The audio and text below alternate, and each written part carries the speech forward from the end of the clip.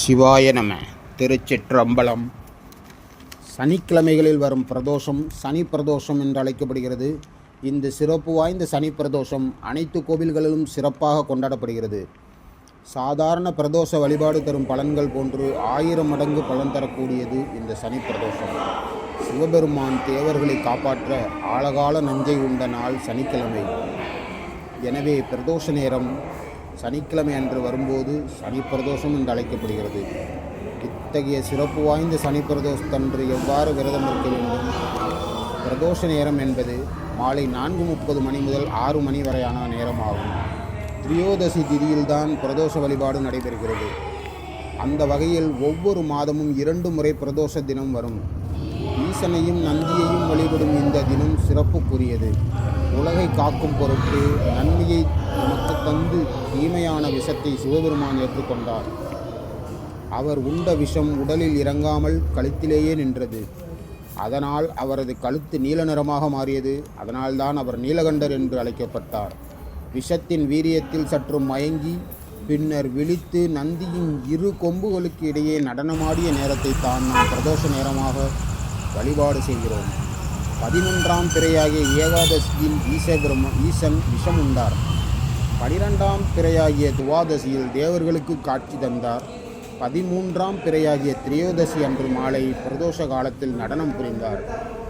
இந்த நிகழ்வு நடந்தது ஒரு சனிக்கிழமை என்பதால் சனிக்கிழமைகளில் வரும் பிரதோஷம் மிகவும் சிறப்புக்குரியது. பிரதோஷ தினத்தில் அதிகாலையில் நீராடி திருநீறு அணிந்து நமச்சிவாய என்னும் பஞ்சாட்சர மந்திரத்தை ஓதியபடி உபவாசம் இருக்க வேண்டும். அன்று காலை முதல் பிரதோஷம் முடியும் வரை உணவை தவிர்த்து பிரதோஷ தரிசனம் முடித்து பிரசாதம் உண்டு விரதம் முடிக்கலாம். பின்னர் இரவு உணவு அருந்தலாம். பிரதோஷ காலத்தில் பார்வதியுடன் கூடிய சந்திரசேகரன் ரிஷப வாகனத்தில் ஆலயத்தை 3 முறம் வலம் வருவதை கோவில்களில் காணலாம். முதல் சுற்றில் செய்யப்படும் வேத பாராயணத்தையும் 2ஆம் சுற்றில் செய்யப்படும் திருமுறை பாராயணத்தையும் 3ஆம் சுற்றில் நாதஸ்வர இன்னிசையையும் வலம் வந்தபடி கேட்க வேண்டும். பொதுவாக பிரதோஷ தினத்தில் சிவனை 33 கோடி தேவர்கள் பிரம்மா விஷ்ணு இவர்கள் வணங்கி ஆசி பெறுவதாக ஐதீகம். எனவே அந்த சமயத்தில் நாமும் வணங்கி நம் துன்பங்களை அடியோடு போக்கிக் கொள்ள பிரதோஷ வழிபாட்டை மேற்கொள்ள வேண்டும். எத்தனை பெரிய துன்பமாக இருந்தாலும் பிரதோஷ காலத்தில் விரதமிருந்து காராம் பசுவின் கறந்த பாலை கொண்டு சிவனையும் நந்தி பகவானையும் அபிஷேகம் செய்து வில்வயிலை சங்கு பூ வைத்து வழிபட்டால் பூர்வ ஜென்ம கர்ம வினைகளும் நாம் செய்த பாவங்களும் நீங்கி சிறப்பான பலன் கிடைக்கும். ஒரு சனி பிரதோஷத்தன்று சிவாலயம் சென்று வழிபட்டால் 5 வருடங்கள் தினமும் சிவாலயம் சென்று வந்த புண்ணியம் கிடைக்கும். சிவனுக்கு உகந்த விரதங்களில் முக்கியமானது பிரதோஷ விரதமாகும். பிரதோஷ விரதம் மேற்கொண்டால் திருமணம் கைகூடும், வறுமை விலகும், நோய்கள் நீங்கும், சகல காரியங்களில் வெற்றி கிடைக்கும். பிரதோஷ விரதம் இருந்து சிவனை வழிபட்டால் சிவனருள் கிடைக்கும்.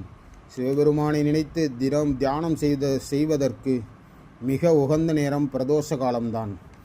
பிரதோஷ வழிபாட்டை தொடர்ந்து செய்து வந்தால் மறுமையிலும் பலன்கள் கிடைக்கும். ஆவணி கார்த்திகை ஆகிய மாதங்களில் பிரதோஷ கால விரதம் தொடங்குவது சிறந்தது. பிரதோஷ நேரத்தில் சிவாகமம் சென்று பூஜையில் கலந்து கொண்டு சிவபெருமானை வழிபட்டால் நினைத்த காரியம் நிறைவேறும்.